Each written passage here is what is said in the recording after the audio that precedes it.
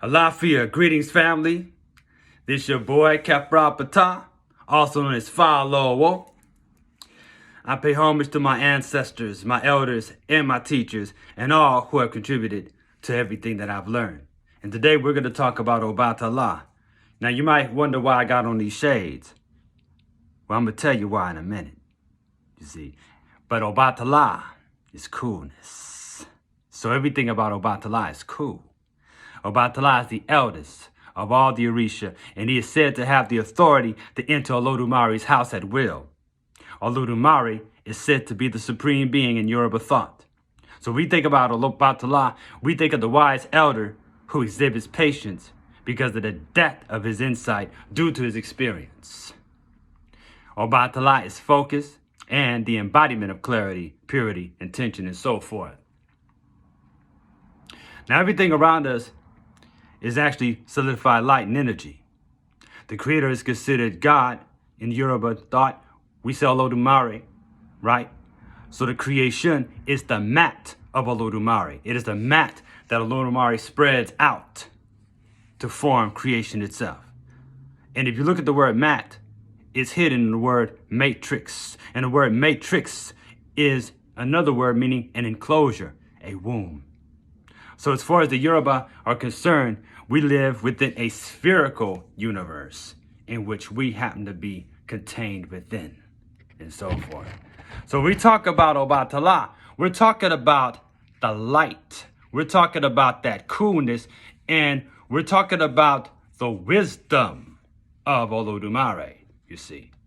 Obatala is that wise man who sits at the top of the mountain. And he is the frequency that represents the elevation of consciousness and raising one's vibration. Obatala is known as the chief of the white cloth, but it is his woman, Yemowo, who weaves the fabric of creation. And it is consciousness that holds together the very fabric of creation. Follow me? So we're looking at the many strands and fibers within a cloth. It is how a mathematical matrix that shows numbers going up and down in rows and columns is formed, right? It's like a computer program. But you see, we're living in a realm that acts much like a computer program. Because when you get into Ifa and when you work with the Orishas, you discover that there's literally ways that you can push buttons and get this whole creation moving in your favor as long as you line up with your destiny. So when you elevate your consciousness, there are forces on the higher planes that will recognize your light. And when you're constantly upset, agitated, depressed, you resonate on the lower levels and your energy goes down. So it's about having that sense of being, that purity of the highest aspects of ourselves when we are in alignment with our destiny and the whole reason why we even came here. That is when you radiate. That is when your energy and your ashe illuminates the whole room so much that when you step in that room, everybody has to turn around and look back at you. Now, when the universe came into being, it started out hot. But as time went on, it solidifies, it cools down, it stabilizes. So this is Obatala's function in nature as the force that cools things down. Obatala is coolness, you see. The coolness that comes about after starting out hot and unstable. In this case, he helps with the crystallization of creation, just as he is credited with molding human form. That's another story. We're going to get into that maybe later sometime. So, Obatala sprinkles the sands, the atoms, into the waters, undifferentiated energy of existence. Obatala reminds us of the fact that our true self is from the source we call Orun. And on the highest level, your spirit is unconditioned. Now, there's a story that talks about how Eshu would trick Obatala into spilling palm oil all over his whites. And anybody that knows about palm oil in this tradition knows how hard it is to get it out of anything, let alone white. But Obatala continued to be patient in doing the work and the labor in which he was told to do. And that was, he was instructed, or at least tricked by Eshu, to carry vats full of palm oil, to carry it and put it away and store it. And in the meantime, he kept spilling palm oil all over his whites. But you see, Obatala, being wise, he understands the antics of Eshu. And he also knows that Eshu doesn't do anything to really harm you.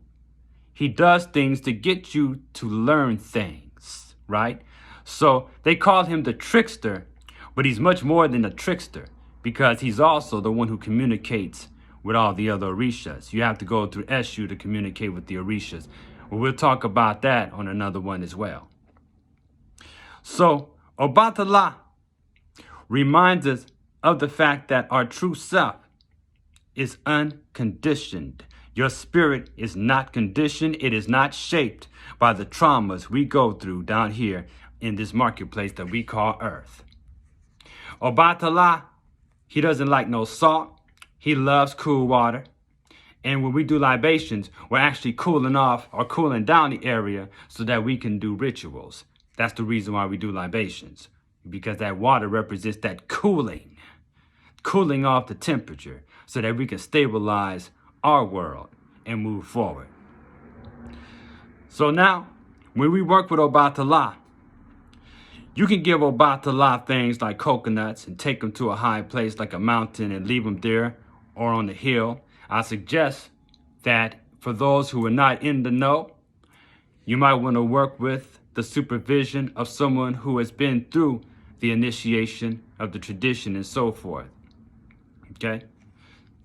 You can also hook Baba or Obatala up with 8 balls of rice. And you can put that on a white plate and give him some rice pudding. You know, Obatala doesn't like no alcohol and nothing like that. Okay? Because in the beginning of creation, it is said that Obatala got drunk and started creating all kind of malformed humans who are crippled, hunchbacks, and all sorts of things. So when we see a person who is crippled, we see an elder, we see someone with a hunchback, or anybody with some type of deformity, they come under the protection of the Obatala, and they must be respected and so forth. We don't make fun of them. We don't make fun of disabled people and none of that. It is frowned upon. It's disrespectful. And you will invoke the irritation, or should I say the anger of Obatala. Good food to eat. You need to have things that are going to enhance the memory. So here's a few herbs that I think may help you along the way when working and connecting with the energies of Obatala, right? Hops, Obatala, skull caps, and so forth. These are good for mental dullness. If you find yourself having mental dullness, these are the things that you might want to take. Hops, Obatala, skull caps, and not to mention ginkgo biloba. Now, Obatala rules the head. He deals with the highest aspect of consciousness. So all the Orishas, that is all the deities, they listen to what Obatala has to say. So with that being said, family, I'm going to go ahead and wrap this up. We'll talk soon. I give thanks and praise to the Oris of all my elders and all my teachers. I give thanks and praise to all the ancestors, and I give thanks and praise to all the Orishas. I say, Asho.